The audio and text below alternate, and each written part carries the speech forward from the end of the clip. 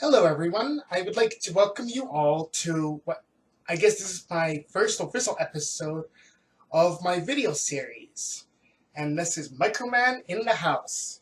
And you can trust me, because I'm a microbiologist.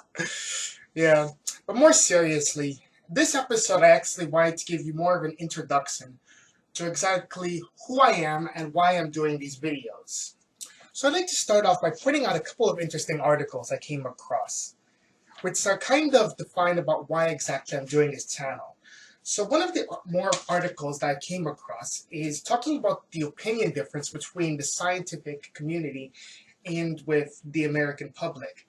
And it's pretty much showing that there is a huge gap in a lot of areas. So that's part of the reason why I'm making these channels, to help bring across a greater scientific understanding. The second article that I came across actually discusses about labeling, putting labels and everything.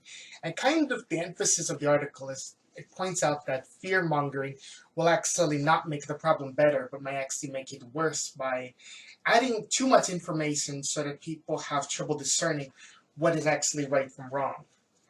So because of the fact that there is kind of an information overload, and especially with the internet nowadays, you can't really tell so much what is the truth, what is not.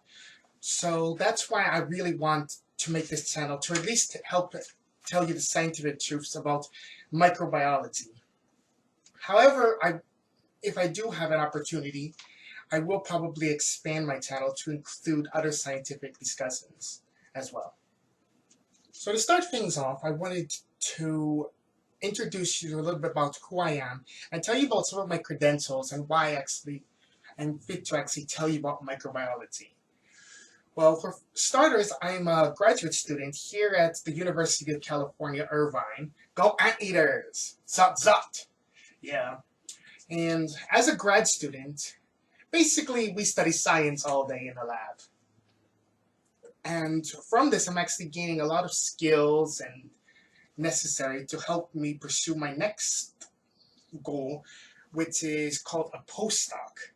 A postdoc is kind of like an apprenticeship in which you are no longer considered a student, but you're now a lot more qualified of an individual, but at the same time, you're not good enough to quite be on your own. So that's a postdoc.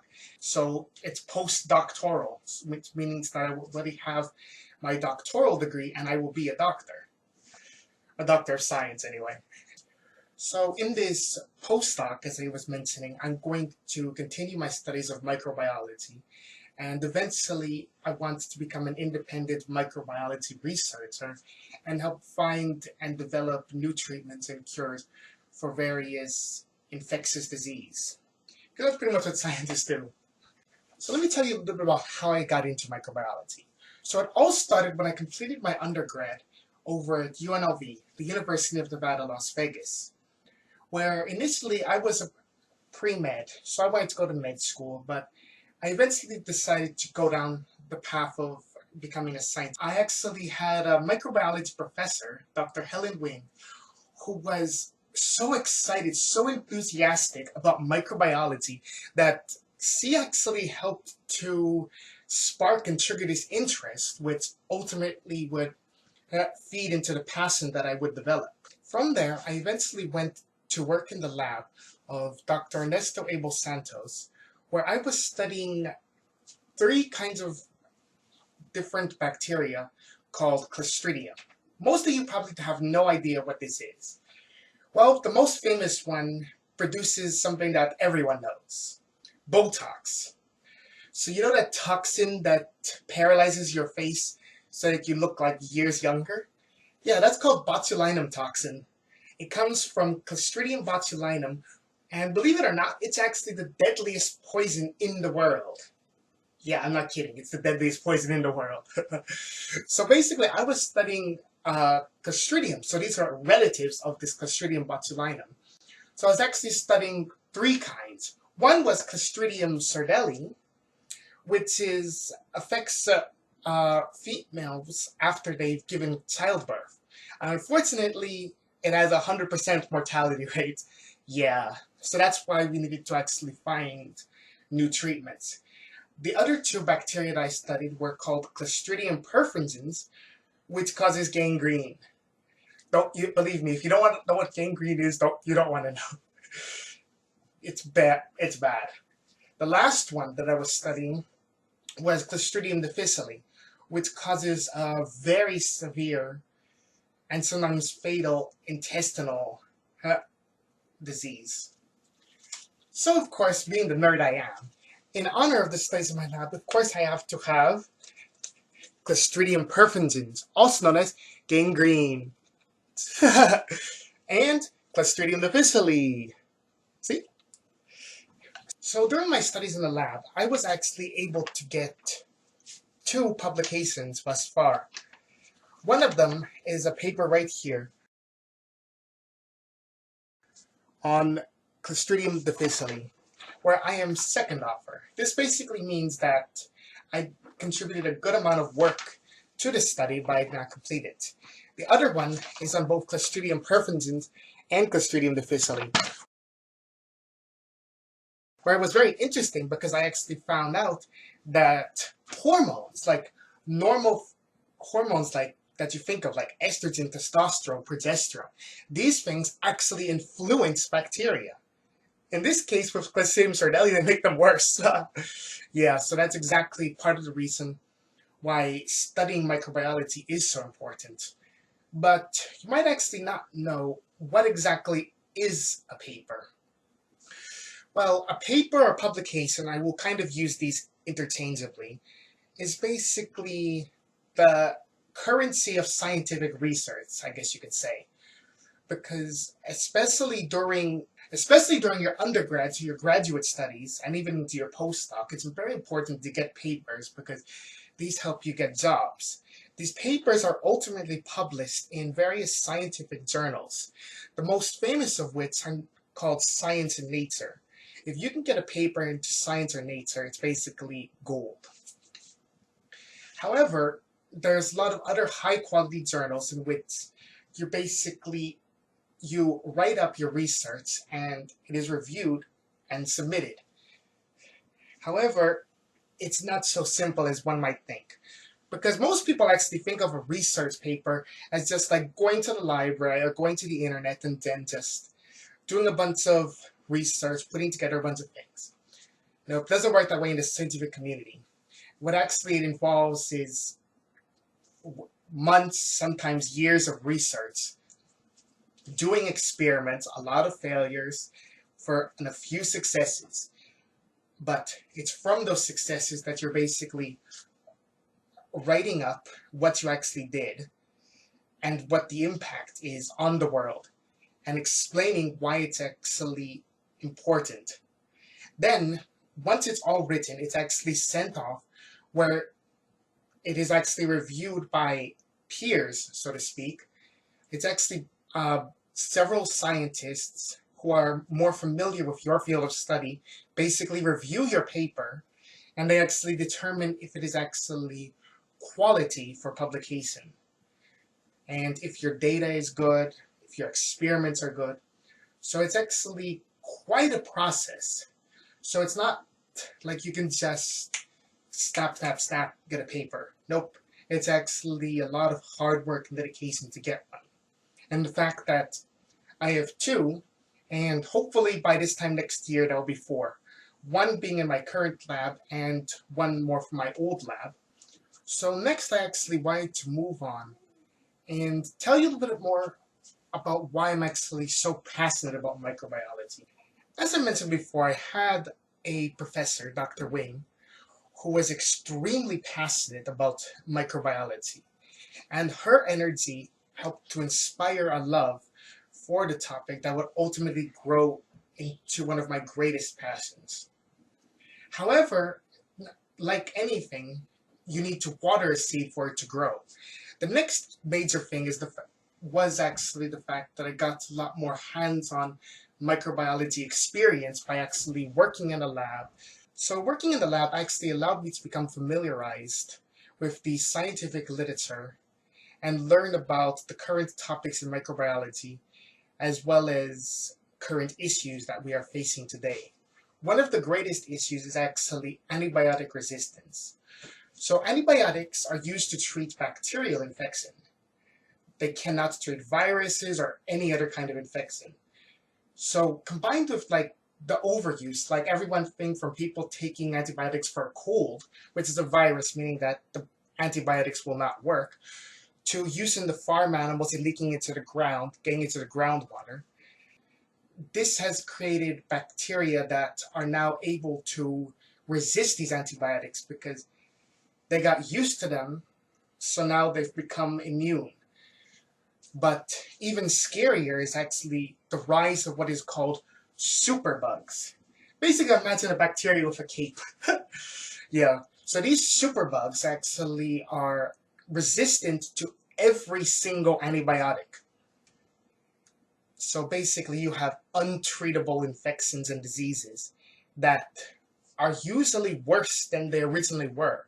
Part of the reason why is because when these bugs or bacteria are in the environment, they usually pick up things that not only allow them to resist antibiotics, but oftentimes they pick up things that actually make them worse than they actually were before. So these superbugs are becoming a major problem. Or better to say that at least they have the potential to become major problems. However, antibiotic resistance is a major problem affecting today, and it is only getting worse. Since the discovery of antibiotics by Alexander Fleming, who discovered penicillin, and because of the fact that resistance is on the rise and has continued to get worse, and these bacterial infections are getting worse, it really emphasizes why it's so important that we actually study microbiology, especially bacteria, because they actually, another article that I wanted to bring up actually mentions that bacteria are believed that they actually may surpass cancer as being the #1 killer by the year 2050. So basically bacteria will become deadlier than cancer. Imagine that. This is part of what also came to influence and build up my passion, the fact that I want to help people and find cures and treatments for this increasing resistance and these superbugs. So overall, my influences and the people around me, my experiences, what I've read, my altruistic nature, these have all helped to contribute and build my passion for microbiology. But there was actually one key thing that actually would solidify my path. It was a little over 4 years ago. You never think it's going to happen to you, but my mom, actually, this was 5 years ago, she was stricken by cancer. I will admit it was difficult watching my mom steadily decline as she was ravaged by cancer. However, she was a fighter, and she was optimistic and I was optimistic. But then it was she got a wound infection from a bed sore. This was a bacterial infection, but not only was it that, but it was antibiotic resistant. MRSA, MRSA, also known as methicillin resistant Staph aureus. This is actually resistant to multiple antibiotics. However, even in this case, it was more like borderline VISA, which stands for vancomycin intermediate Staph aureus, because it was even responding very poorly to treatment with one of the strongest antibiotics they have. And it took just days for my mom to go from here to here. And ultimately, it was the bacterial infection, not the cancer, that would claim her life. So, I guess realizing this, it really helped to solidify that I want to study microbiology. Not just because of the innate passion that I already had, but in a way, it's to avenge my mom. It's like kind of like if you've seen Attack on Titan, it's like the character Eren Yeager, where his mom was killed by a Titan. And in my case, my mom was killed by a bacterial Titan, metaphorically speaking. And just as he joins the fight to actually save and protect others from that very same threat, that's exactly why I'm joining the fight against microbiology, and why I'm even making these videos to help increase awareness of microbiology and antibiotic resistance. Because, as I said, if I couldn't save my mom, then at least I'm hoping that my studies can actually help save someone else's mom. So, fueled by that passion, fueled by the motivation, fueled by the desire to avenge mom from the evil bacterial threat that is plaguing us today, this is why I'm wanting to make these videos.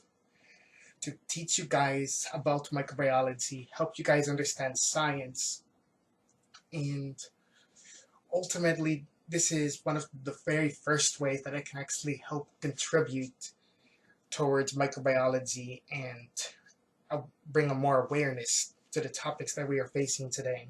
This kind of wraps it up for this first video. So I guess this is my first official episode, I guess you could say. So my next episode, I'm actually going to start getting more into the nitty-gritty and actually explaining more about what microbiology actually is. I mean, it's going to be a lot more detailed and scientific overview, but yet broken down so that everyone can understand it.